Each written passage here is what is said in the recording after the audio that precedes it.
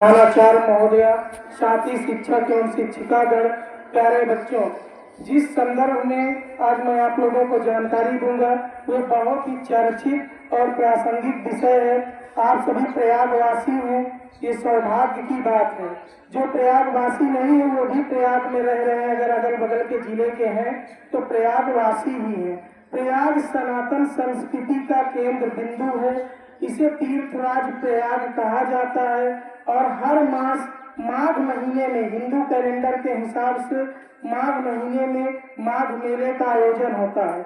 माघ मेला निरंतर लगता है पर हर 6 वर्ष में अर्ध कुंभ लगता है और 12 वर्ष में पूर्ण कुंभ लगता है। पर इस बार खगोलीय शास्त्र के हिसाब से ऐसा संयोग है कि महाकुंभ लगा हुआ है, जो 144 साल के बाद ऐसा योग बना है।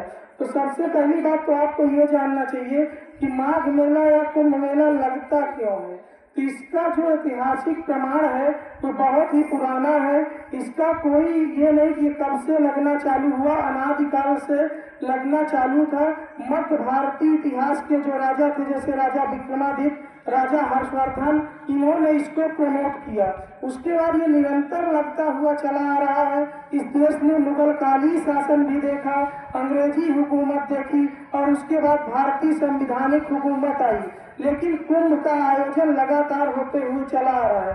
कुंभ का आयोजन इसलिए होता है, हमारे सनातन के हिसाब से ऐसा मानना है कि समुद्र मंथन देवता और दैत्यों ने किया था, तो उसमें 14 रत्न निकले थे। तो उसमें से एक रत्न एक अमृत था, ठीक है। तो अमृत को लेके कंपटीशन हो गया, देवता और दैत्यों में प्रतिस्पर्धा हो गई कि कौन इसका उपयोग करेगा। तो देवता उसको लेके बैकुंठ जाने लगे, अपने देवलोक को जाने लगे, लेकिन असुरों ने उनका पीछा कर लिया और असुर उनके पीछे पीछे पीछा करते रहे। तो देवताओं ने धरती पे 4 जगह पे उस कुंभ को रखा। कुंभ का मतलब घड़ा होता है, कुंभ का मतलब ही घड़ा होता है। प्रयाग में, नासिक में, उज्जैन में और हरिद्वार में, इन 4 जगहों पे कुंभ मेले का आयोजन होता है। 3-3 वर्ष का सर्किल चलता है, इसलिए 12 वर्ष में प्रयाग की बारी आती है। लेकिन जो सबसे बड़ा अद्भुत आयोजन और सबसे बड़ा आयोजन होता है वो तीर्थराज प्रयाग में ही होता है। प्रयाग और गंगा जीवन दायिनी कही जाती है। गंगा का हमारे वेद शास्त्रों में नदी नहीं कही जाती, गंगा भारत का जीता जागता स्वरूप है। अब इसके पीछे धार्मिक कारणों के अलावा वैज्ञानिक कारण भी है। आप लोग जैसे इरिगेशन सिस्टम, जहाँ पे सिंचाई होती है वहीं पे जनसंख्या रहती है, तो गंगा लगभग भारत में गंगा जी 3000 किलोमीटर की दूरी तय करती हैं, उस क्षेत्र को सिंचित करती हैं। पहले आपका जैसे आधुनिक सिंचाई सिस्टम नहीं था, पहले गंगा पानी की सप्लाई की भी मुख्य केंद्र थी। और गंगा के बारे में कवि कुलश्रेष्ठ तुलसीदास जी कहते हैं, माघ मकर गति रवि जब हुई, तीरथ पति ही आओ सब कोई, देव तनुज किन्नर नरसेनी, सादर मंजन सकल त्रिवेणी, पूजे माधव पद जल जाता, परसि अक्षय बट हरि से गाता, भरद्वाज आश्रम अति पावन, परम रम्य मुनिवर मन भावन, कहाँ होई मुन विषय समाजा, जहाँ जे मंजन तीरथ राजा, मंजय प्रात समेत उछाहू, कहीं परस्पर हर गुण गाहू, ब्रह्म निरूपण धर्म विधि वर्णन तत्व विभाग, कहीं भगति भगवंत के संयुक्त ज्ञान विराग, माघ मासे गमित सुनते गंगा यमुना संग में, ब्रह्मा विष्णु रुद्र गणादि आदि देवता यहाँ पे आते हैं। इस लाइन के माध्यम से ये छंद है, दोहा के माध्यम से पूरा प्रयागराज के बारे में तुलसीदास जी ने कह दिया है कि जब माघ मास में रवि सूर्य से संबंधित, सूर्य की उपासना का त्योहार होता है। दक्षिण गोलार्ध, नॉर्थ पोल, साउथ पोल आप लोगों ने पढ़ा है सोशल में। तो जब साउथ पोल से सूर्य देवता नॉर्थ पोल की ओर बढ़ते हैं तब मकर संक्रांति होती है और तब हर प्रकार के प्राणी तीर्थराज प्रयाग में आते हैं और स्नान करते हैं।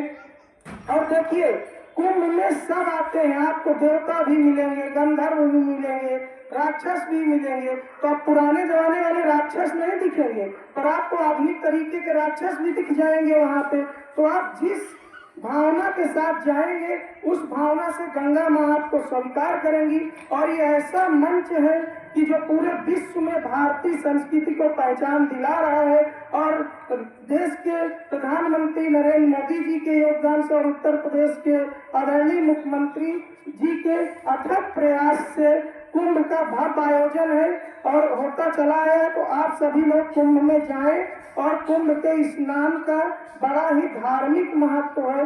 और जब किसी क्षेत्र में मेला लगता है तो वहाँ का आर्थिक विकास भी होता है।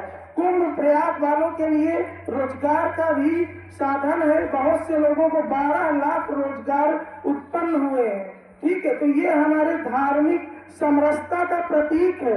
इसमें सब जाने वाले, शामिल होने वाले भारतवासी है, हिंदू है। वहाँ पे कोई जाति धर्म का ना तो भेद है, ना तो कोई किसी से पूछता है।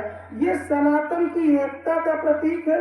और वैश्विक रूप के जो वैश्विक टूरिस्ट हैं उनको भी अट्रैक्ट करता है। ये हमारी समृद्धि को दिखाता है। ठीक है, कुंभ में आप जाएंगे, अद्भुत साधु संत मिलेंगे, गंगा जी के स्नान का अद्भुत आपको आनंद आएगा। साथ में वहाँ पे हनुमान जी की लेटी हुई प्रतिमा है, उसके पीछे भी इतिहास है। हनुमान जी के बगल में आपने किला देखा होगा। तो हनुमान जी पुराने समय से वहाँ थे।